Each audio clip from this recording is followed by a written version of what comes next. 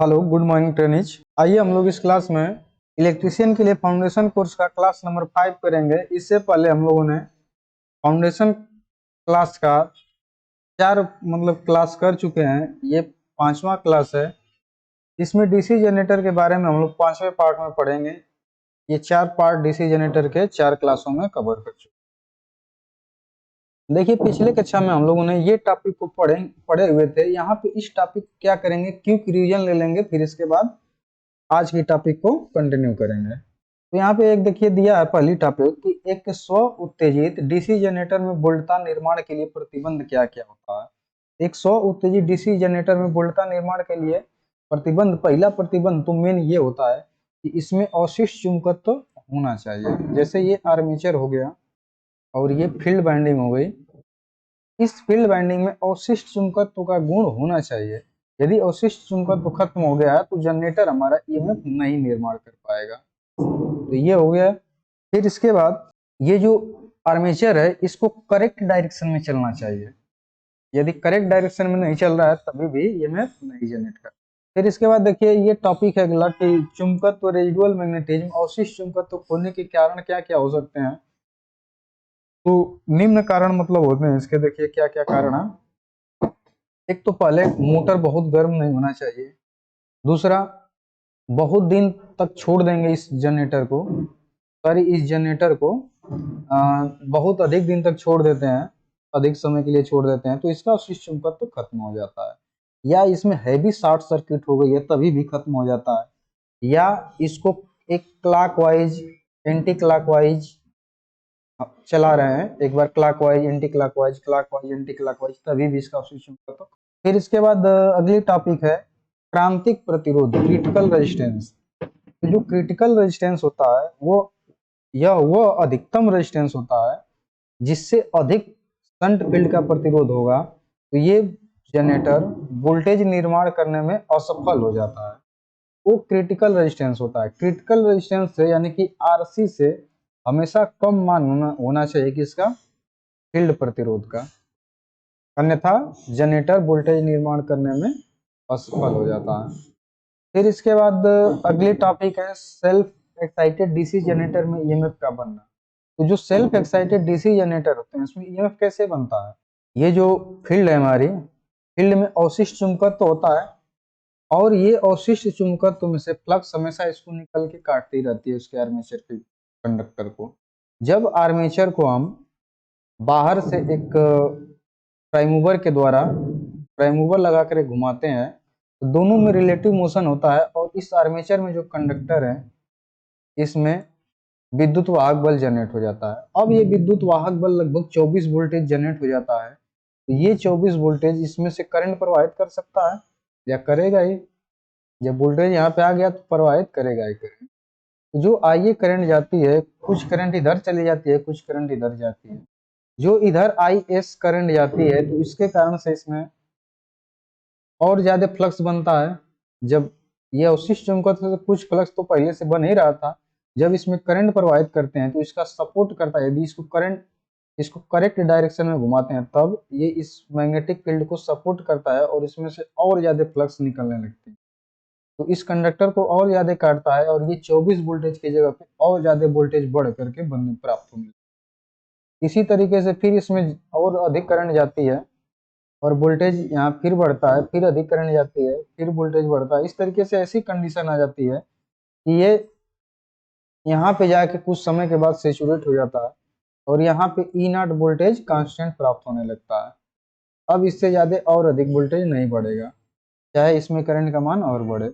तो इस तरीके से इसमें सेल्फ एक्साइटेड डीसी जनरेटर में ईएमएफ का निर्माण हो जाता है।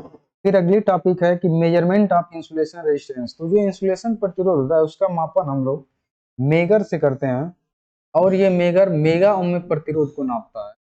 जब भी मेगर से इंसुलेशन प्रतिरोध नापेंगे इसका प्रतिरोध 1 मेगा ओम से कम नहीं आना चाहिए। यदि कम आ रहा है तो इंसुलेशन उसका कमजोर हो गया, उसको बढ़ाना चाहिए।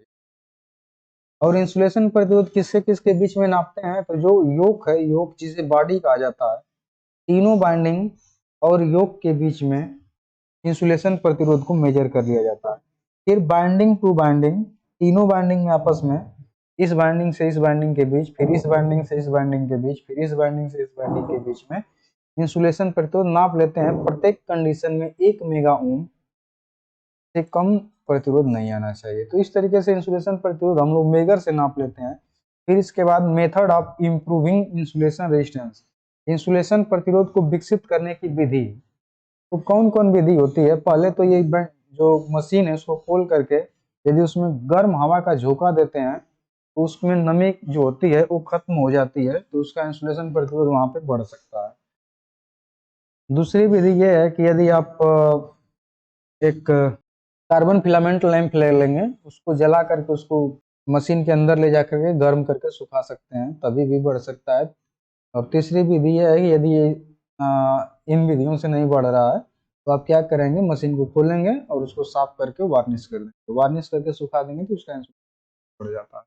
फिर इससे रिलेटेड हम लोग क्वेश्चन पढ़ लिए थे, तो ये सब जो टॉपिक थे ये हम लोग पिछले कक्षा में पढ़ चुके हैं, उसको जा करके देख लेंगे जिससे आपको बढ़िया से समझ में आएगा। अब आज के जो क्लास में पढ़ेंगे उसको देख लेते हैं क्या हम लोग को पढ़ना है आज। तो आज हम लोगों को इस क्लास में डीसी जनरेटर के लक्षण, उसके कैरेक्टरिस्टिक, उसके व्यवहार को पढ़ेंगे। जो डीसी जनरेटर होते हैं उनकी क्या कैरेक्टरिस्टिक होती है, उसका व्यवहार कैसा होता है, कैसा वर्क करता है, लोड देने पे वोल्टेज बढ़ता है कि घटता है। कई टाइप के डीसी जनरेटर होते हैं, तो सभी डीसी जनरेटरों के हम लोग यहाँ पे लक्षण को पढ़ेंगे, उसके कैरेक्टर को देखेंगे कैसा उसका कैरेक्टर। यदि आप मार्केट में जाएंगे खरीदने के लिए डीसी जनरेटर, तो आप अपने आवश्यकता के अनुसार उसके कैरेक्टर को बताएंगे कि आपको ये काम करना है और इस हिसाब से हमें जनरेटर चाहिए, डीसी जनरेटर चाहिए, तो उसके कैरेक्टर को ही बताएंगे। तो ये कैरेक्टर होता है उसका। तो देखिए कैरेक्टर जो होता है डीसी जनरेटर के लक्षण, जो कैरेक्टरिस्टिक होती है ये दो टाइप की होती हैं। एक नो लोड कैरेक्टरिस्टिक होती है, एक लोड कैरेक्टरिस्टिक होती है। तो जो नो लोड कैरेक्टरिस्टिक होती है ये एक ही होती है, जो लोड कैरेक्टरिस्टिक होती है दो भागों में विभाजित हो जाती है इस तरीके, एक इंटरनल कैरेक्टरिस्टिक और एक एक्सटर्नल कैरेक्टरिस्टिक। ये लोड कैरेक्टरिस्टिक होते हैं, ये नो लोड कैरेक्टरिस्टिक तो होती है। तो इस टॉपिक को पढ़ेंगे। फिर इसके बाद डीसी जनरेटर के विलक्षण को पढ़ लेंगे। तो डीसी जनरेटर के भी ये तीनों कैरेक्टरिस्टिक होगी, उसी तरह से डीसी शंट जनरेटर के भी तीनों कैरेक्टरिस्टिक होगी, डीसी कंपाउंड जनरेटर के लिए भी तीनों कैरेक्टरिस्टिक होगी। तो इस तरीके से अलग अलग जनरेटरों के लिए तीनों कैरेक्टरिस्टिक को हम लोग पढ़ेंगे, और इन सब टॉपिक से रिलेटेड एक ऑब्जेक्टिव टाइप क्वेश्चन रहेगा, एक क्या मतलब कई ऑब्जेक्टिव क्वेश्चन रहेंगे, उसको भी इसमें हम लोग पढ़ेंगे। तो ये रहा आज की क्लास का एक ओवरव्यू कि क्या क्या हम लोग पढ़ेंगे। तो आइए अब देखते हैं आगे। डीसी जनरेटर के विलक्षण, दो टाइप के विलक्षण होते हैं। पहला विदाउट लोड कैरेक्टरिस्टिक, ये जो होता है ई नॉट और आई एफ के बीच में खींचा जाता है। ई नॉट क्या है कि नो लोड पे वोल्टेज है, आई एफ जो है फील्ड करंट है, क्या है फील्ड करंट है। इन दोनों के बीच में जो कर्व खींचा जाता है उसे विदाउट लोड कैरेक्टरिस्टिक या नो लोड कैरेक्टरिस्टिक या ओपन सर्किट कैरेक्टरिस्टिक या मैग्नेटाइजिंग कैरेक्टरिस्टिक या मैग्नेटिक सेचुरेशन कैरेक्टरिस्टिक, ये विदाउट लोड कैरेक्टरिस्टिक के ही अलग अलग नाम है। तो इन सब नामों को भी ध्यान में रखेंगे, क्योंकि ऐसा भी पूछा जाता है, जैसे ई नॉट आई एफ है, पूछा जाएगा कि नो लोड कैरेक्टरिस्टिक किसके किसके बीच खींची जाती है, तो ई नॉट आई एफ के। या ओपन सर्किट कैरेक्टरिस्टिक किसके बीच खींची जाती है, तो इसी के बीच खींची जाती है। इन्हीं सभी का ये अलग अलग नाम है, मतलब एक ही चीज है ये। तो देखिए जो विदाउट लोड कैरेक्टरिस्टिक होती है ये इस तरीके से, जैसे आर्मेचर है ये और ये शंट वाइंडिंग हो गई, तो यदि इस पे लोड नहीं देंगे और वोल्टेज को नापेंगे तो ई नॉट वोल्टेज से इसको दर्शाया जाता है, मतलब नो लोड वोल्टेज। और ये आई फील्ड करंट जा रही है, शंट में फील्ड करंट जा रही है, इन दोनों के बीच में खींचा जाता है, आई एफ और आई नॉट के बीच में। तो इसे विदाउट लोड कैरेक्टरिस्टिक कह देते हैं, बिना लोड की कैरेक्टरिस्टिक। जब लोड नहीं देंगे उस समय खींचेंगे जिस कैरेक्टरिस्टिक को, उसे कहेंगे विदाउट लोड कैरेक्टरिस्टिक। ये जो कैरेक्टरिस्टिक होती है कुछ इस तरीके से बन करके ऐसे आ जाती है, और ये सभी प्रकार के डीसी जनरेटरों के लिए होती है। सीरीज शंट कंपाउंड, तीनों प्रकार के डीसी जनरेटरों के लिए विदाउट लोड कैरेक्टरिस्टिक ऐसे ही आ जाती है। इसको मैग्नेटाइजिंग कैरेक्टरिस्टिक या मैग्नेटिक सेचुरेशन कैरेक्टरिस्टिक कहते हैं। अब ये देखिए नोट में कुछ है कि it is a rising voltage type characteristic and identical for all type of generator. ये कैसी कैरेक्टरिस्टिक है, तो राइजिंग टाइप है, बढ़ती वोल्टेज कैरेक्टरिस्टिक, बढ़ती हुई वोल्टेज कैरेक्टरिस्टिक है। ये क्वेश्चन पूछा जाता है कि जो विथआउट लोड कैरेक्टरिस्टिक होती है वो कैसी होती है, राइजिंग होती है कि कैसी होती है। तो ये कैसी होती है, राइजिंग होती है, ड्रॉपिंग नहीं होती है, राइजिंग। ध्यान, इसका वोल्टेज बढ़ता जाता है इस तरीके। और ये सभी प्रकार के डीसी जनरेटरों के लिए एक समान होती है, मतलब एक ही कैरेक्टरिस्टिक ऐसी ही सभी जनरेटरों के लिए आती है। ये भी ध्यान में दें, जो विथआउट लोड कैरेक्टरिस्टिक होती है, बिना लोड की कैरेक्टरिस्टिक, वो सभी जनरेटरों डीसी जनरेटरों के लिए एक ही टाइप की ऐसे, जो किसके किसके बीच में खींची जाती है, आई एफ और ई नॉट के बीच में खींची जाती है। ये जो होता है ये एक स्विच आई एफ को दर्शाती है, फील्ड करंट को, और ये ई नॉट यानी कि नो लोड वोल्टेज को दर्शा देती है। तो ये हो गया नो लोड कैरेक्टरिस्टिक। आगे देख लेते हैं without load with load characteristic. वो कैसी थी, पहला नंबर विदाउट लोड, ये लोड के साथ कैरेक्टरिस्टिक कैसी है, लोड के साथ कैरेक्टरिस्टिक। तो ये लोड के साथ कैरेक्टरिस्टिक दो टाइप की होती है, एक इंटरनल कैरेक्टरिस्टिक होती है, इसको आर्मेचर कैरेक्टरिस्टिक कहते हैं, जबकि दूसरी क्या कौन सी होती है, एक्सटर्नल कैरेक्टरिस्टिक, इसको लोड कैरेक्टरिस्टिक या परफॉर्मेंस कैरेक्टरिस्टिक कहते हैं। ये भी क्वेश्चन पूछे जाते हैं कि इंटरनल कैरेक्टरिस्टिक किससे किसके बीच में खींची जाती है, तो ईए और आईए के बीच में खींची जाती है। देखिए ईए और आईए क्या है, तो ये आर्मेचर हो गया और ये हो गई शंट फील्ड हो गई इस तरीके से। ये यहाँ पे हम लोग सीरीज भी दे सकते हैं, तो लेकिन यहाँ पे शंट दे करके समझ लेते हैं। देखिए विथ लोड कैरेक्टरिस्टिक, मतलब लोड के साथ कैरेक्टरिस्टिक इसको खींचना है, तो ये लोड लगा देंगे, जोड़ देंगे। जब लोड जोड़ देंगे तो इसमें से आई ए आर्मेचर करंट जाएगी, इधर आई एस एच करंट जाएगी, इसमें आई करंट जाएगी। इसमें जो उत्पन्न होगा विद्युत वाहक बल, इसे ई ए से दर्शाएंगे, और इसके टर्मिनल पे जो वोल्टेज प्राप्त होगा इसको भी से दर्शाएंगे। तो जो इंटरनल कैरेक्टरिस्टिक होती है, इंटरनल, तो इंटरनल यानी कि डीसी जनरेटर के अंदर की कैरेक्टरिस्टिक। तो अंदर इसके क्या क्या चीज है, देखिए ये और आईए है, तो ये क्या है, आर्मेचर वोल्टेज और आर्मेचर धारा आईए है। इन दोनों के बीच में जो कैरेक्टरिस्टिक खींचेंगे उसे क्या कहेंगे, इंटरनल कैरेक्टरिस्टिक या आर्मेचर कैरेक्टरिस्टिक। इंटरनल कैसे मतलब पहचानेंगे, ये अंदर है, मशीन के अंदर आर्मेचर होता है, उसके अंदर ये जनरेट हो रहा है, तो ये इंटरनल कैरेक्टरिस्टिक हो गया, अंदर मशीन के अंदर, या आर्मेचर में उत्पन्न हो रहा है तो आर्मेचर कैरेक्टरिस्टिक नाम से इसे जाना जाता है। इसको ध्यान में रखेंगे। फिर इसके बाद एक्सटर्नल कैरेक्टरिस्टिक होती है, वो भी और आई के बीच में खींची जाती है। भी जो होता है टर्मिनल वोल्टेज होता है, वोल्टेज होता है लोड पे, लोड पे जो वोल्टेज मिलता है लोड पे वो टर्मिनल वोल्टेज होता है। और ये मशीन के बाहर होता है, जो डीसी जनरेटर होता है वो मशीन के बाहर ही टर्मिनल आते हैं, उस पे वोल्टेज नापेंगे, और उस टर्मिनल पे यानी कि लोड को कितनी करंट जा रही है, ये भी बाहर ही करंट होती है, तो उसको जब नापेंगे तो इसे कैसा कहेंगे, एक्सटर्नल कैरेक्टरिस्टिक, यानी कि बाहरी बाह्य विलक्षण। हिंदी में क्या हो जाएगा, बाह्य विलक्षण। यदि नहीं अंग्रेजी में थोड़ा नहीं समझ में आएगा तो लिख लेंगे बाह्य विलक्षण। इंटरनल को आंतरिक अभिलक्षण लिख लेंगे। इंटरनल को आर्मेचर कैरेक्टरिस्टिक भी कहा जाता है या आर्मेचर अभिलक्षण हो गया। उसी तरह से एक्सटर्नल बाह्य अभिलक्षण। लोड कैरेक्टरिस्टिक, लोड कैरेक्टरिस्टिक को क्या लिख देंगे, लोड मतलब कि लोड अभिलक्षण। परफॉर्मेंस कैरेक्टरिस्टिक को परफॉर्मेंस अभिलक्षण। तो इस तरीके से ये हो गए सब अभिलक्षण। अब आगे देख लेते हैं। देखिए अब डीसी सीरीज जनरेटर के अभिलक्षण को पढ़ लेते हैं, डीसी सीरीज जनरेटर के अभिलक्षण कैसे होते हैं। उसी तरह से शंट के पढ़ लेंगे, फिर उसके बाद कंपाउंड के पढ़ेंगे। तो डीसी सीरीज जनरेटर में भी तीन अभिलक्षण प्राप्त होंगे, एक नो लोड कैरेक्टरिस्टिक, एक लोड कैरेक्टरिस्टिक। तो no load characteristic e naught और आई एफ के बीच में खींचा जाता है, तो ये डीसी सीरीज जनरेटर के चुंबकीय अभिलक्षण। नो लोड कैरेक्टरिस्टिक को चुंबकीय अभिलक्षण कहा जाता है, मैग्नेटिक कैरेक्टरिस्टिक कहा जाता है। तो ये जो होता है अभिलक्षण किसके किसके बीच में किया जाता है, तो वह वक्र जो नो लोड वोल्टेज और फील्ड एक्साइटेशन करंट के मध्य संबंध बताता है चुंबकीय अभिलक्षण का। किससे किसके बीच, नो लोड वोल्टेज यानी कि ई नॉट और फील्ड एक्साइटेशन करंट IF के बीच में जब खींचेंगे जो कर्व, उसे ही कह देंगे चुंबकीय विलक्षण। लेकिन एक बात ध्यान में देंगे, जो DC सीरीज जनरेटर होता है उसकी जो फील्ड होती है सीरीज फील्ड, वो सीरीज में जुड़ी होती है इसके आर्मेचर के। तो ये नो लोड कैरेक्टरिस्टिक तो खींचा नहीं जा सकता है, तो इसको खींचने के लिए हम लोग क्या करते हैं, सीरीज फील्ड को अलग से उत्तेजित करते हैं, सेपरेटली एक्साइटेड करते हैं और इस चुंबकीय विलक्षण को प्राप्त करते हैं। कैसे करते हैं तो यहाँ आगे देखते हैं।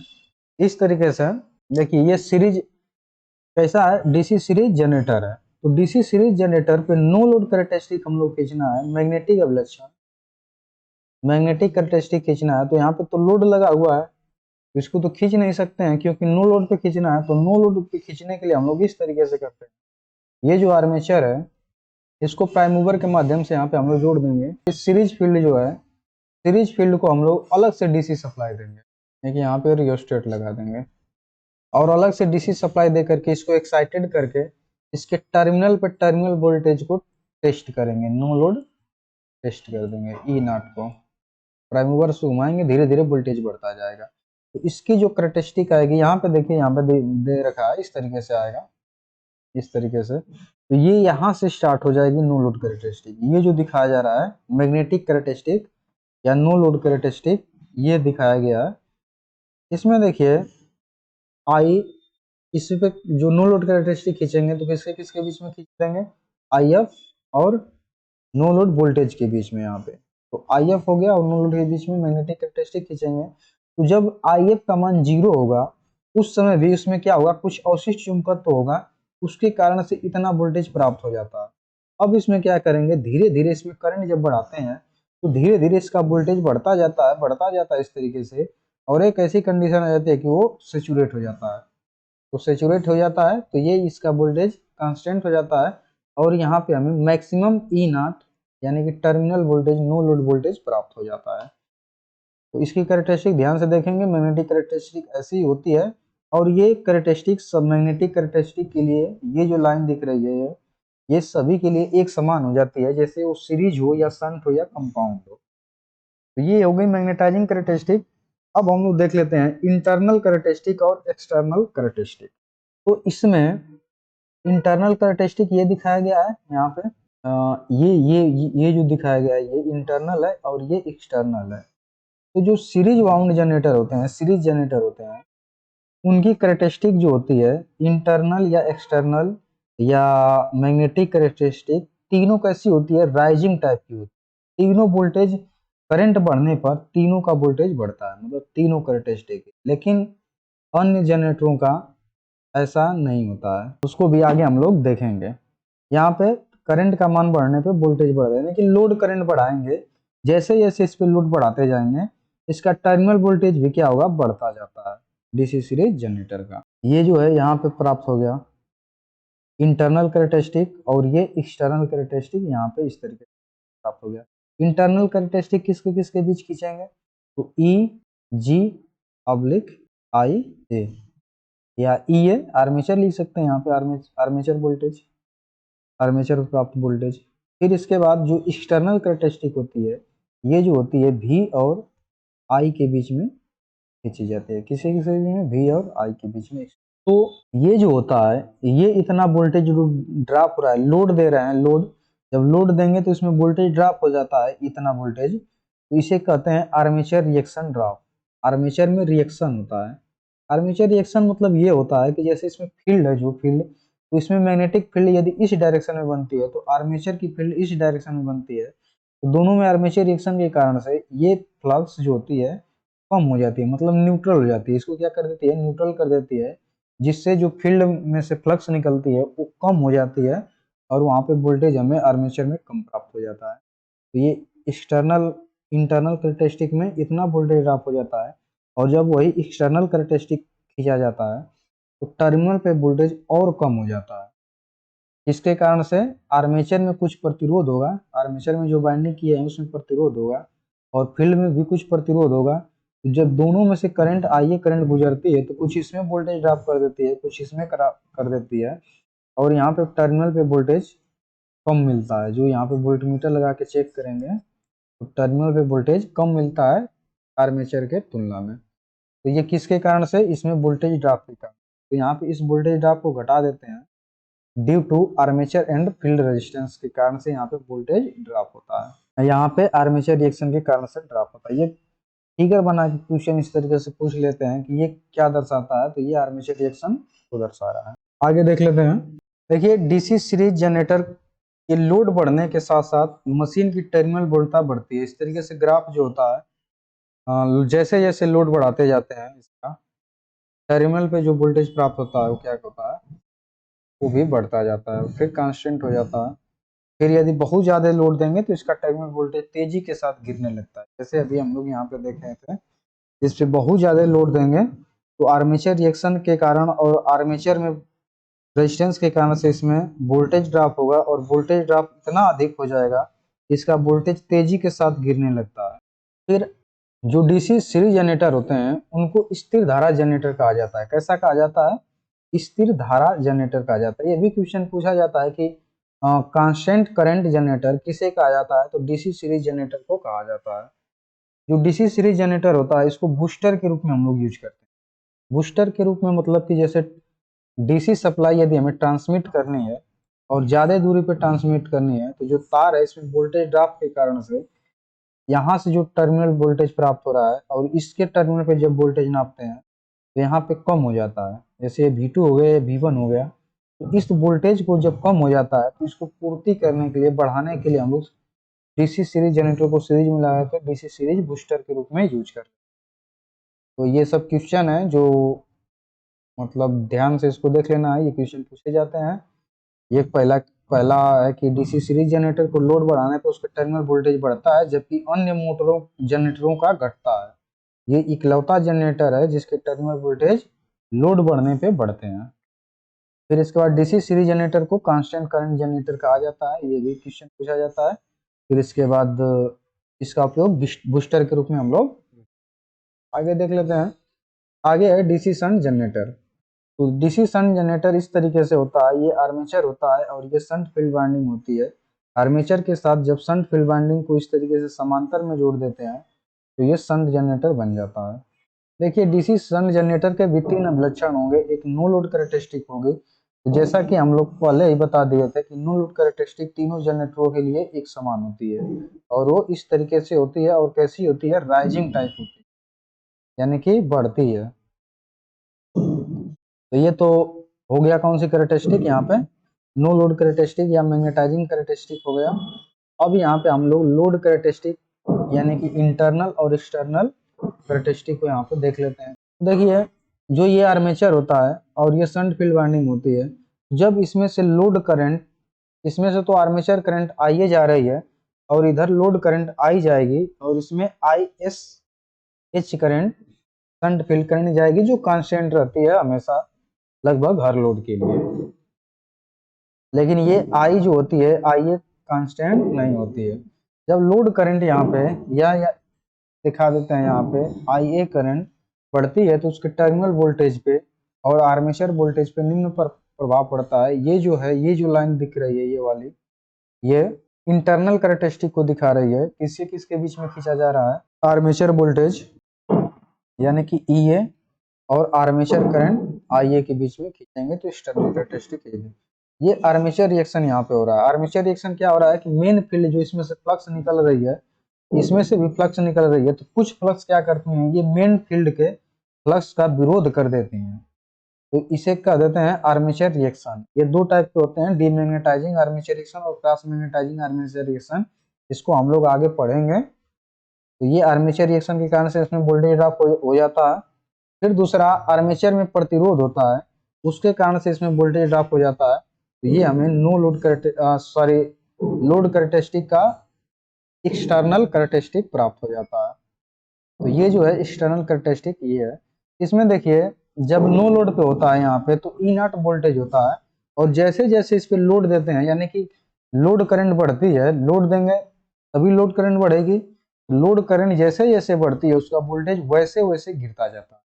और यदि बहुत ज्यादा बढ़ा देंगे तो इसका टर्मिनल वोल्टेज तेजी के साथ गिर करके लगभग 0 के समीप आ जाता है, लगभग 24 वोल्टेज का उत्पादन करता रहता है। इस प्रकार से एक ऐसा मतलब जो डीसी जनरेटर होते हैं ये सेल्फ मतलब कि अपने आप को सुरक्षा कर लेते, सेल्फ सेफ्टी डिवाइस है। इस पे लोड करंट बढ़ाएंगे तो ये टर्मिनल वोल्टेज को कम करके लोड करंट को कम कर लेता है, यानी अपने को जलने से बचा लेता है। तो ये हो गया एक्सटर्नल कैरेक्टरिस्टिक और इंटरनल कैरेक्टरिस्टिक, और यहाँ पे नो लोड कैरेक्टरिस्टिक यानी magnetising characteristic DC shunt generator का। अब आगे देख लेते हैं हम लोग। इसका उपयोग बैटरी चार्जिंग एसी जनरेटर के फील्ड एक्साइटर में प्रयोग होता है। कहाँ कहाँ पे उपयोग करते हैं? तो पहली तो बैटरी चार्जिंग के लिए डीसी शंट जनरेटर का यूज कर लेते हैं। दूसरा एसी जनरेटर के फील्ड एक्साइटर में किया जाता है। देखिए फील्ड एक्साइटर क्या होता है, जो डीसी जनरेटर होते हैं तो उसमें फील्ड बनाने के लिए डीसी सप्लाई दी जाती है। जैसे डीसी जनरेटर हो गया तो इसमें भी फील्ड रहेगा, फील्ड को एक्साइट करने के लिए हम लोग डीसी सप्लाई ही देंगे। तो डीसी सप्लाई जब देंगे तो उसको किसके माध्यम से देते हैं? एसी जनरेटरों में फील्ड एक्साइटर के माध्यम से दिए जाते हैं, और वो फील्ड एक्साइटर क्या होते हैं? डीसी शंट जनरेटर होते हैं। डीसी शंट जनरेटर से उसको फील्ड को एक्साइटेड किया जाता है।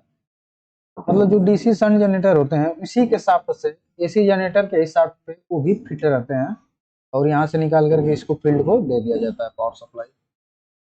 जब इसको प्राइम मूवर से घुमाते हैं तो डीसी शंट जनरेटर का भी आर्मेचर घूमता है और उसमें से ईएमएफ जनरेट करता है, और वो ईएमएफ हम लोग क्या कर देते हैं? एसी जनरेटर को फील्ड एक्साइटर को दे देते हैं। डीसी शंट जनरेटर को क्या कहते हैं?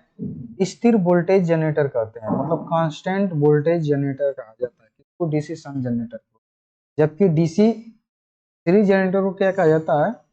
कांस्टेंट करंट जनरेटर कहा जाता है। जबकि डीसी शंट जनरेटर को कांस्टेंट वोल्टेज जनरेटर कहा जाता है। जो शंट जनरेटर का भार अभिलक्षण होता है, लोड कैरेक्टरिस्टिक होता है, वो ड्रॉपिंग वोल्टेज टाइप होता है, पतन वोल्ट का प्रयोग होता है। ड्रॉपिंग मतलब ये देखिए वोल्टेज इसका ड्रॉप होता रहता है, ड्रॉप मतलब गिर रहा है वोल्टेज ना, तो ये कैसा होता है? ड्रॉपिंग होता है। जबकि डीसी सीरीज जनरेटर का राइजिंग होता है, इस तरीके से वो बढ़ता जाता है, ऐसे बढ़ता है, ऐसे बढ़ता जाता है। जबकि इसका गिरता हुआ नेचर का होता है, ड्रॉपिंग टाइप का आता है। ये भी क्वेश्चन पूछा जाता है कि डीसी शंट जनरेटर की लोड कैरेक्टरिस्टिक या भार अभिलक्षण कैसा होता है? ड्रॉपिंग वोल्टेज टाइप का। आगे देख लेते हैं डीसी कंपाउंड जनरेटर के अभिलक्षण। जो डीसी कंपाउंड जनरेटर होते हैं उनके अभिलक्षण देखिए कैसे होते हैं। तो डीसी कंपाउंड जनरेटर में पहले तो ये जान लेते हैं, इसमें 3 वाइंडिंग इस तरीके से हो जाएगी, एक शंट हो जाएगी, एक सीरीज हो जाएगी, एक आर्मेचर वाइंडिंग हो जाएगी, और इस तरीके से कनेक्ट कर देंगे तो इसमें कभी शॉर्ट शंट बनेगा, कभी लॉन्ग शंट बनेगा, कभी डिफरेंशियल बनेगा, कभी क्यूमुलेटिव बनेगा। तो ये जो है अभी इसमें क्या दिखाया गया है? स्टार्ट शंट को दिखाया गया है। स्टार्ट शंट को कैसे पहचानते हैं? आर्मेचर के साथ यदि शंट फील्ड वाइंडिंग को जोड़ देते हैं, केवल आर्मेचर के साथ शंट में समांतर में शंट फील्ड वाइंडिंग को जोड़ देते हैं तो ये स्टार्ट शंट बन जाता है। वही यदि आर्मेचर और सीरीज फील्ड के साथ यदि समांतर में इस शंट को जोड़ देंगे ऐसे, तो ये क्या हो जाएगा? लॉन्ग शंट हो जाएगा। ठीक है, तो ये अभी शॉर्ट शंट है। यहाँ पे देखिए जो डीसी कंपाउंड जनरेटर होते हैं इसकी जो अभिलक्षण होते हैं, एक्सटर्नल कैरेक्टरिस्टिक होते हैं VT और IL के बीच में, तो ये कई टाइप के होते हैं। तो इसमें कई टाइप के कैरेक्टरिस्टिक आते हैं। तो इस तरीके से आते हैं। एक over compound generator, over compound characteristic के लिए ये आ जाता है ओवर ओवर कंपाउंड कैरेक्टरिस्टिक। फिर दूसरा ये कैरेक्टरिस्टिक देखेंगे तो फ्लैट कंपाउंड है। फिर तीसरा पे शंट है, चौथा पे अंडर कंपाउंड। तो जो ओवर कंपाउंड कैरेक्टरिस्टिक वाले डीसी कंपाउंड जनरेटर होते हैं उनका उपयोग हम लोग लंबे दूरी पे डीसी पावर सप्लाई भेजने के लिए यूज करते हैं। इससे फायदा ये होता है कि इसकी जो कैरेक्टरिस्टिक देखेंगे ध्यान से, तो यहाँ पे जो वोल्टेज है ये लोड के साथ साथ इसका वोल्टेज टर्मिनल वोल्टेज भी बढ़ता है। जब हम लोग दूर पे भेजते हैं, दूरी पे ज्यादा दूरी पे वोल्टेज को, डीसी पावर सप्लाई को, तो उसमें रेजिस्टेंस के कारण से क्या होगा? वोल्टेज ड्रॉप होगा। तो उस वोल्टेज ड्रॉप को मेंटेन करने के लिए क्या करता है ये ओवर कंपाउंड जनरेटर, कि अपने वोल्टेज को बढ़ा देता है और टर्मिनल पे लगभग एक समान वोल्टेज प्राप्त हो जाता है। जो फ्लैट जनरेटर होते हैं ये नजदीक के लिए यूज किए जाते हैं। ये फ्लैट जो होते हैं लेवल में होते हैं, इसका वोल्टेज टर्मिनल वोल्टेज लोड के साथ बढ़ता नहीं है, लोड के साथ लगभग कांस्टेंट रहता है, एक समान रहता है। जबकि अंडर कंपाउंड जनरेटर जो होते हैं इनका टर्मिनल वोल्टेज लोड के साथ बढ़ता है। इसका भी यूज कम दूरी के लिए ही करते हैं, जैसे बैटरी चार्जिंग हो गया, इलेक्ट्रोप्लेटिंग हो गया, उसके लिए किया जाता है। डीसी शंट जनरेटर का भी यूज इसीलिए किया जाता है, इलेक्ट्रोप्लेटिंग और बैटरी चार्जिंग किया जाता है। तो ये तो डीसी शंट जनरेटर का मतलब एक विलक्षण था। यहाँ पे अंडर कंपाउंड यानी कंपाउंड जनरेटर का विलक्षण है, ये फ्लैट कंपाउंड जनरेटर का विलक्षण है, ये over compound generator. Over compound में क्या होता है कि टर्मिनल वोल्टेज लोड के साथ कुछ बढ़ता है, अधिक नहीं बढ़ता है। डीसी जो सीरीज जनरेटर होता है उसका तेजी के साथ बढ़ता है, लेकिन कंपाउंड जनरेटर का ओवर कंपाउंड जो है इसका टर्मिनल वोल्टेज तेजी के साथ नहीं, कुछ हद तक ही बढ़ता है, फिर उसके बाद धीरे धीरे ये भी कम होने लगता है। फ्लैट में लगभग एक समान रहता है, जबकि शंट और अंडर कंपाउंड में इसका वोल्टेज टर्मिनल वोल्टेज गिरता है, तेजी के साथ नहीं गिरता है, जबकि जो डिफरेंशियल होता है उसका तेजी के साथ गिरता है। जो डीसी डिफरेंशियल कंपाउंड जनरेटर होते हैं तेजी के साथ वोल्टेज गिरता है लोड के साथ। तो अब आगे हम लोग देख लेते हैं डीसी डिफरेंशियल जो कंपाउंड जनरेटर होते हैं उसकी कैरेक्टरिस्टिक है। तो इसकी कैरेक्टरिस्टिक देखिए, तेजी के साथ क्या करती है, वोल्टेज इसका तेजी के साथ गिरता है। ये टर्मिनल वोल्टेज है VT, यहाँ पे जब इसमें लोड करंट बढ़ती है तो ये लोड करंट देखिए जैसे जैसे लोड करंट बढ़ रही है तेजी के साथ इसका टर्मिनल वोल्टेज जैसे गिर रहा है, ड्रॉप हो रहा है। जब यहाँ पे देखेंगे तो इसका टर्मिनल वोल्टेज आधे से अधिक गिर चुका हुआ है। इसी तरीके से और इसमें यदि लोड करंट बढ़ाते हैं तो ये तेजी के साथ गिरता। तो ये जो डीसी डिफरेंशियल कंपाउंड जनरेटर होता है इसका यूज हम लोग वेल्डिंग ट्रांसफार्मर के लिए, सॉरी वेल्डिंग के लिए यूज करते हैं। कहाँ करते हैं? वेल्डिंग के लिए। तो वेल्डिंग की जाती है, आर्क वेल्डिंग, उसके लिए टर्मिनल पे वोल्टेज हमें चाहिए 60 से 80 वोल्टेज चाहिए, और स्टार्टिंग के समय आर्क बनाने के लिए अधिक वोल्टेज चाहिए। तो ये डिफरेंशियल कंपाउंड जनरेटर स्टार्टिंग में अधिक वोल्टेज जनरेट कर देता है, आर्क बन जाता है, और जब आर्क बन जाता है तो उसमें से हैवी करंट प्रवाहित होने लगती है।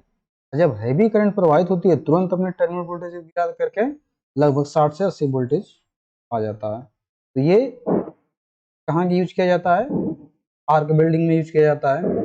इसका वोल्टेज तेजी के साथ गिरता है, जैसे जैसे लोड बढ़ाएंगे तो तेजी के साथ गिरेगा। इस क्वेश्चन इसमें पूछे जाते हैं कि जो डीसी डिफरेंशियल कंपाउंड जनरेटर होते हैं उसका उपयोग कहाँ पे किया जाता है? तो आर्क वेल्डिंग के लिए किया जाता है। क्यों किया जाता है? क्योंकि उसमें आर्क वेल्डिंग के लिए वोल्टेज का मान कम चाहिए, करंट का मान अधिक चाहिए, वोल्टेज का मान। यहाँ पे वोल्टेज का जैसे ही करंट का मान बढ़ता है वोल्टेज तेजी के साथ गिर जाता है। ये हो गया। अब आगे देख लेते हैं। डीसी कंपाउंड जनरेटर में शंट फील्ड वाइंडिंग तथा सीरीज फील्ड वाइंडिंग दोनों होती हैं। तो सही बात है, डीसी कंपाउंड जनरेटर में शंट फील्ड वाइंडिंग और सीरीज फील्ड वाइंडिंग दोनों होती है। इसलिए डीसी कंपाउंड जनरेटर के लक्षण दोनों के मध्य कनेक्शन के अनुसार होते हैं। देखिए, डीसी सीरीज नहीं कंपाउंड जनरेटर हो गया, तो ये तो हो गया आर्मेचर, ये हो गई सीरीज फील्ड और ये हो गई शंट फील्ड। जब तीनों का कनेक्शन इस तरीके से कर देते हैं तो जो डीसी कंपाउंड जनरेटर होते हैं इसके जो अभिलक्षण होते हैं, ये डीसी सीरीज और डीसी शंट जनरेटर दोनों को मिक्स करके जो कैरेक्टरिस्टिक कैरेक्टर आता है, गुण आता है, तो किसका आता है? डीसी कंपाउंड जनरेटर का कैरेक्टरिस्टिक हो जाता है या गुण हो जाता है। इसका जैसे DC shunt generator, DC series generator दोनों का कंबाइंड गुण की किसके अंदर होता है? कंपाउंड जनरेटर के गुण होता है। तो वही चीज है, ये बताया गया है कि डीसी कंपाउंड जनरेटर के लक्षण दोनों के मध्य कैसा कनेक्शन कर रहे हैं, दोनों में फ्लक्स जो है एक समान बनाएंगे तो क्यूमुलेटिव टाइप का बनेगा। यदि एक में फ्लक्स इस डायरेक्शन में है और एक में फ्लक्स कुछ इस तरीके से है, जैसे एक में ऊपर है एक में नीचे है, दोनों में क्या हो रहा है? डिफरेंस हो रहा है। मतलब ये वाली फ्लक्स इस वाली फ्लक्स को कम कर देगी तो यहाँ पे डिफरेंशियल हो जाएगा। और जब दोनों का डायरेक्शन एक साथ रहेगा, मतलब एक डायरेक्शन में रहेगा, दोनों मिलेंगी जुड़ेंगी तो वो क्यूमुलेटिव कंपाउंड जनरेटर बन जाएगा। तो यहाँ पे देखते हैं cumulative compound generator DC supply के लिए अधिक किया जाता है। मतलब डीसी सप्लाई भेजना हो दूर दूर तक, वहां पे हम लोग किसका यूज करेंगे? क्यूमुलेटिव कंपाउंड का। बैटरी चार्जिंग करना है, बैटरी चार्जिंग करना है और इलेक्ट्रोप्लेटिंग करना है, तो वहां पे हम लोग डीसी शंट जनरेटर का। बूस्टर की तरह यूज करना है, डीसी सीरीज का यूज करें। वही आर्क वेल्डिंग के लिए यूज करना है, डिफरेंशियल कंपाउंड जनरेटर का यूज। डीसी डिफरेंशियल यहाँ पे रहेगा, डीसी डिफरेंशियल कंपाउंड जनरेटर का उपयोग आर्क वेल्डिंग में किया जाता है। ये सब हो गया। आगे देख लेते हैं। आगे देखिए एक एग्जाम्पल है, जैसे यदि कोई जनरेटर से संबंधित क्वेश्चन आता है तो उसको कैसे हल करेंगे, इसको देख लेते हैं। देखिए क्वेश्चन दिया हुआ है एक लॉन्ग शंट कंपाउंड जनरेटर। जैसे देखिए जो भी क्वेश्चन है उसको हल करने के लिए जो जो दिया रहता है पहले उसको लिख लेते हैं। ये सवाल ऑटोमेटिक अपने से कह रहा है कि लॉन्ग शंट, तो पहले लॉन्ग शंट कंपाउंड जनरेटर बना लेंगे। ये आर्मेचर हो गया, ये सीरीज हो गया, और ये शंट फील्ड वाइंडिंग हो गया। इस तरीके से करके कनेक्शन हम लोग का कंप्लीट हो गया। तो कह रहा है कि 400 वोल्टेज पे 100 एम्पियर की करंट प्रवाहित हो रही है। तो यहाँ पे लोड दे देते हैं, लोड में ही तो करंट प्रवाहित होगा। ये लोड हो गया, इसमें जो करंट जा रही है वो कितनी जा रही है, 100 एम्पियर जा रही है। और इसके टर्मिनल पे जो वोल्टेज है वो कितना है, 400 वोल्टेज दे रखा है। ये सब क्वेश्चन एक long shunt compound generator 400 voltage पे 100 एम्पियर की लोड धारा प्रदान कर रहा है। 100 एम्पियर की करंट 400 वोल्टेज पे प्रदान कर रहा है, और इसका आर्मेचर, सीरीज फील्ड तथा शंट फील्ड के प्रतिरोध क्रमशः 0.1 ओम। 0.1 ओम किसका है, आर्मेचर का। 0.1 ओम हो गया इस आर्मेचर का प्रतिरोध। सीरीज फील्ड का प्रतिरोध 0.03 ओम, 0.03 ओम सीरीज का हो गया।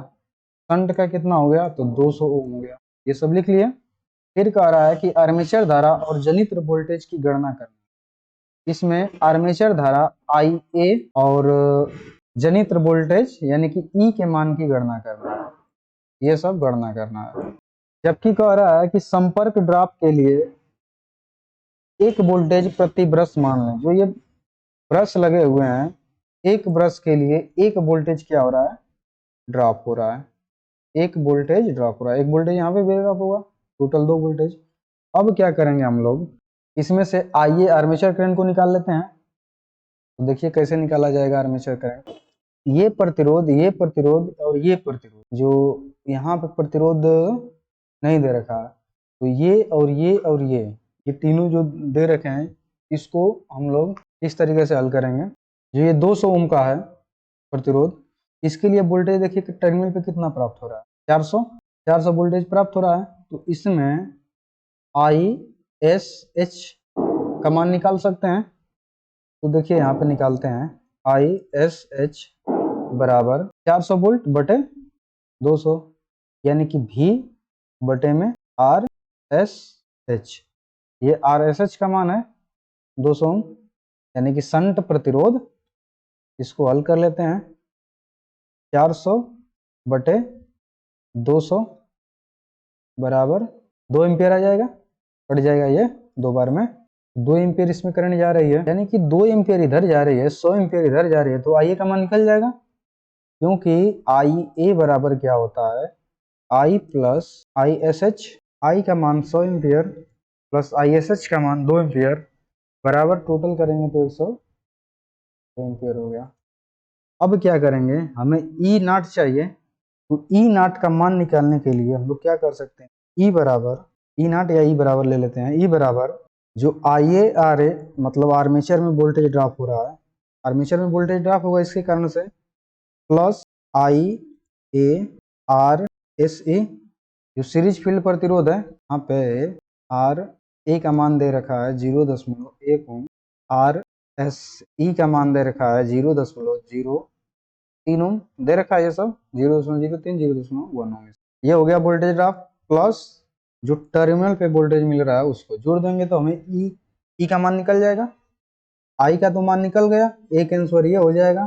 फिर ई का मान हमें निकालना है, तो यहाँ पे देखिए आई का मान कितना दे रखा है, 102 इंटू आर ए का मान 0.1 ओम प्लस आई का मान 102 इंटू आर एस सी का मान 0.03 प्लस वोल्टेज का मान दे रखा है, टर्मिनल पे जो वोल्टेज है 400। इसको हल कर देंगे, सॉल्व करिए। इसको जब मल्टीप्लाई करवाएंगे तो ये 10.2 आ जाएगा, प्लस जब इसको मल्टीप्लाई कराएंगे तो कितना आ जाएगा, 3 दूनी के 6, ये 0 हो जाएगा और ये 1 हो जाएगा। 2 अंक पे दशमलव लग जाएगा, एक दो, एक दो, 1.06 हो गया प्लस 400। अब इसको हम लोग हल कर लेते हैं, कितना आ जाएगा 10 और 1.06 सब जोड़ देंगे तो 400, सॉरी 410 हो जाएगा ना, 410.26 वोल्ट, ये आंसर एक आ जाएगा। सॉरी अभी गलत आंसर आ रहा है, इसमें वोल्टेज ड्रॉप भी तो हम लोग को जोड़ना है, देख लेते हैं यहाँ पे। प्लस क्या करेंगे, ये जो कार्बन ब्रश है प्रति ब्रश एक वोल्टेज जो है इसको भी जोड़ेंगे, तो यहाँ पे लिख देंगे 2 इंटू प्रति ब्रश वोल्टेज ड्रॉप, क्योंकि दो कार्बन ब्रश लगे हुए हैं, प्लस यहाँ पे जोड़ देंगे 2 इंटू 1 प्लस 2, तो अब जोड़ देंगे तो वही आ जाएगा 412.26 वोल्ट, ये आंसर आ जाएगा। तो इस तरह क्वेश्चन को हम लोग इस तरह से लगाएंगे। देखिए यहाँ पे थोड़ा सा मल्टीप्लाई करने में गलत हो गया, जो इसमें जब मल्टीप्लाई करेंगे तो इसको हल करना है केवल मल्टीप्लाई, तो जब इसमें 3 दूनी के 6 हो गया तो ये 3 एकम 3 हो जाएगा ना, 3 ये हो जाएगा, जोड़ेंगे तो कितना हो जा रहा है, देखिए ये तो 2 6 हो गया 0.26, फिर इसके बाद 2 और 3 5, तो यहाँ पे 5 लिख देंगे, फिर इसके बाद ये 1, तो 1 हो गया, फिर इसके बाद 4, तो ये 415.6 इसका सही आंसर रहेगा, 415.26 वोल्टेज इसका सही आंसर। मल्टीप्लाई करा लेंगे, इसमें देख लीजिए कहीं पे त्रुटि है तो उसको सही कर लेंगे, अपना जो नियम है इस तरीके से इसको हल किया जाए। अगला क्वेश्चन है कि 6 पोल वाले एक शंट जनरेटर के वेव बाइंडिंग आर्मेचर में 404 चालक हैं और उसका आर्मेचर तथा फील्ड प्रतिरोध क्रमशः 0.4 ओम और 200 ओम है। जनरेटर का प्रति ध्रुव फ्लक्स 20 मिली वेबर है और वह 1000 आरपीएम की चाल से घूम रहा है। जनरेटर की टर्मिनल वोल्टता ज्ञात कीजिए जबकि उसके आर पार कार्यभार 50 ओम का है। तो देखिए ये डीसी शंट जनरेटर का कह रहा है और वेव बाइंडिंग है, तो डीसी शंट जनरेटर बना लेते हैं, समझते हैं कैसे ये क्वेश्चन क्या।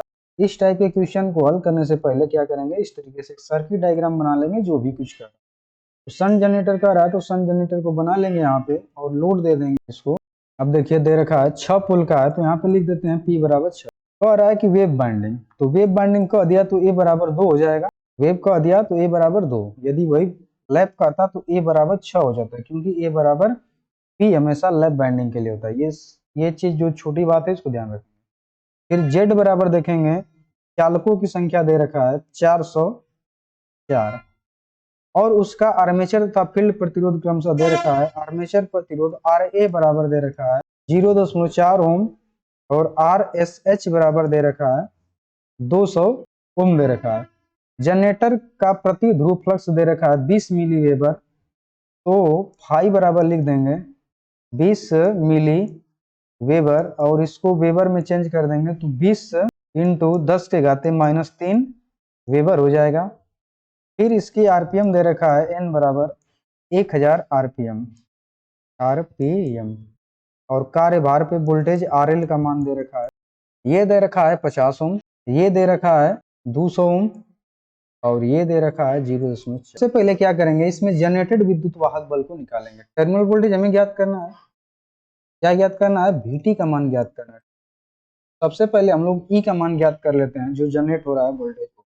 तो E बराबर क्या होता है, फाई PN/Z अपान 60, ए फार्मूला होता है, इसी फार्मूले पे रख देंगे सब मान।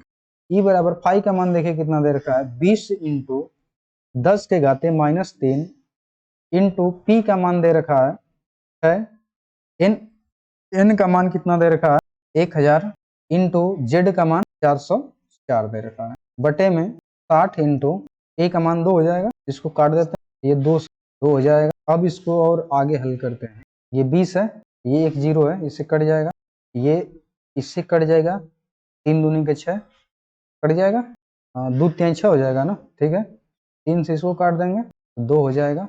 अब जो बचा देखिए, ये 10 के घाते -3 है और ये 3 0 है, इसको यहाँ पे देखिए समझते हैं।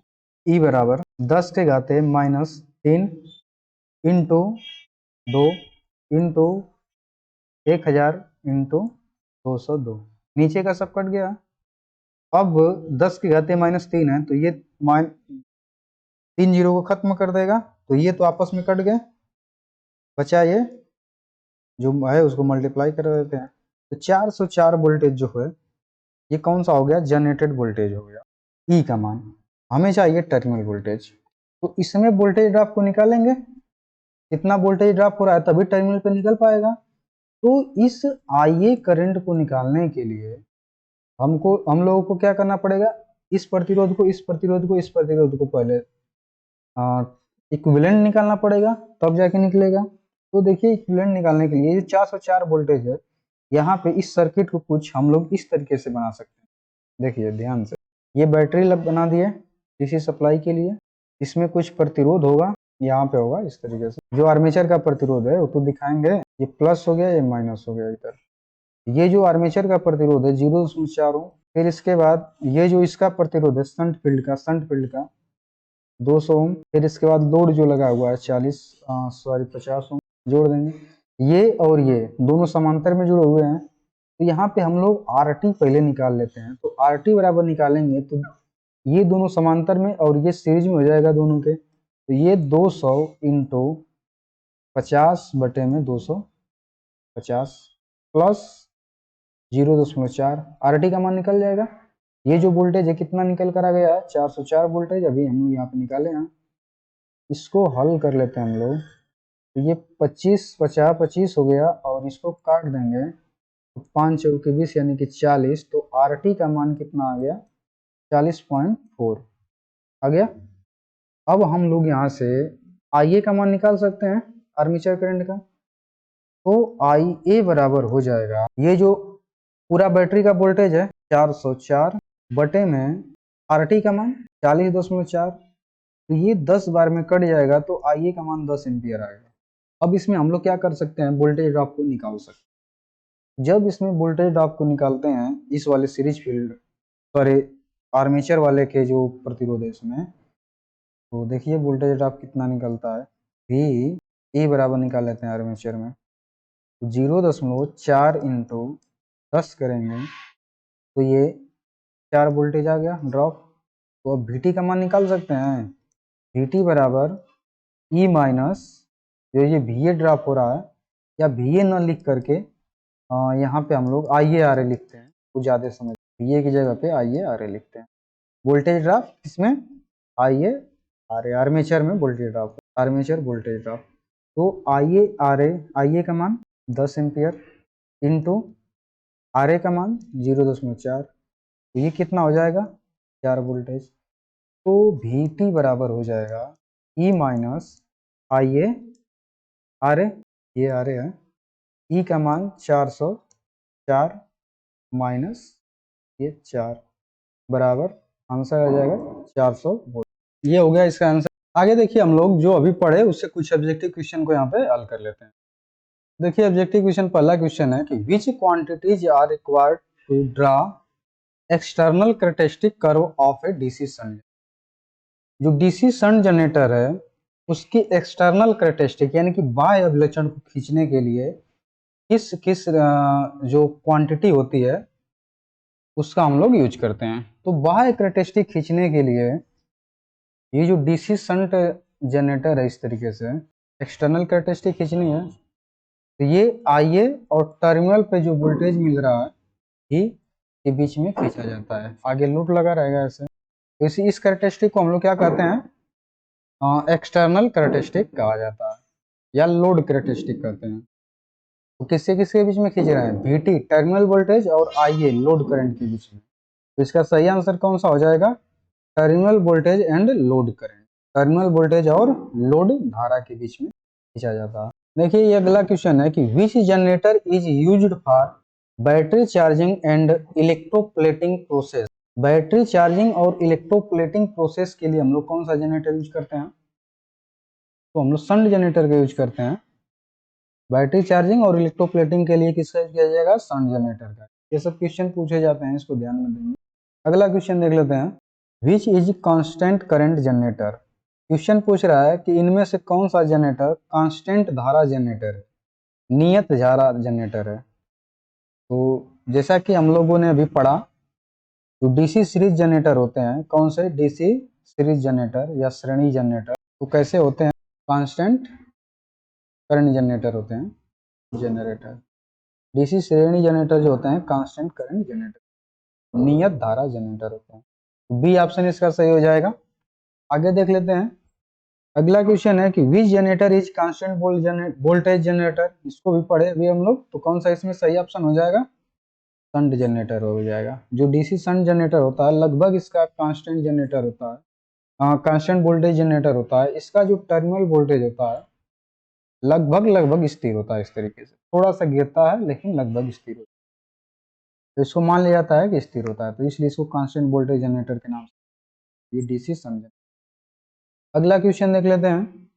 अगला क्वेश्चन है which is the application of DC series generator. DC series generator का यूज कहाँ पे किया जाता है, तो कहाँ पे करते हैं हम लोग, बूस्टर के रूप में करते हैं। ऐसा करते हैं बूस्टर के रूप में। बूस्टर का मतलब यदि टर्मिनल पे वोल्टेज कम हो गया है तो उसको बढ़ाने के लिए यूज किया जाता है, तो सही ऑप्शन ए हो जाएगा।